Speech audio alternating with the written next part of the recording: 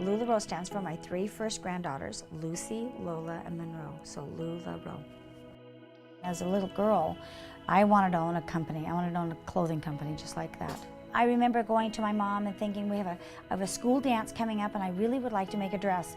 And I was so excited, made my mother's life crazy because she had already gotten the vision of being able to buy things already pre-made. She didn't want to sew anymore because she had already spent years and years. Remember, I'm the 10th child of 11 children. It was her way of teaching me to value what is being sewn. Value a pattern, value the neckline on something, value your buttons and your zippers and all the little trims that are being made. So it made me appreciate clothing a lot. Then I really caught the dream when I started having my own children, and we didn't have the money, we didn't have the resources for me to just go buy things. My third child, Nicole, came into me one day who loves anything that's unique and different. She will oftentimes find something at a thrift store and say, hey mom, it's this size, can you cut it down and make it this size to fit me? And I said, no, I'm not gonna do that. I said, let me draw you a pattern and let me make you a pattern because I know how to do that. And we went shopping and found, several swatches of fabric that we could use. And I came back, made the skirt.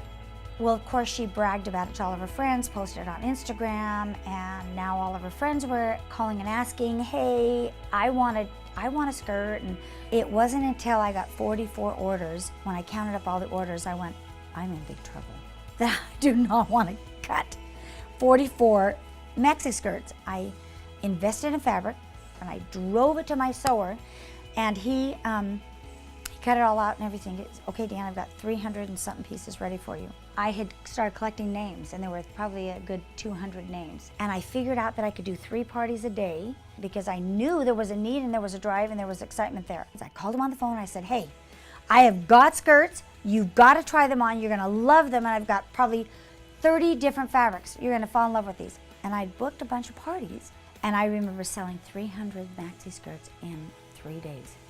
I was astounded. I couldn't believe how many skirts I sold. And it was Mark that said, why don't we put our heads together and let's come up with a business plan that can help other women make money. I knew many of the consultants that were coming on would be that range of raising their children. And we needed to make it very easy and very simple and not too confusing and not too detailed so that they wouldn't get frustrated and say, I can't do this, I'm too overwhelmed, I got kids and diapers and sickness. And what really affects me is when women call me and say, my husband just lost his job, so I guess I'm it. And they say, do you think I can do it, Deanne? And I get to get my pom-poms out and say, but don't you see this is an answer? This is easy, this is fun. This is something you guys can do together, and he can watch the kids while you go and do parties. So that's why I started LuLaRoe.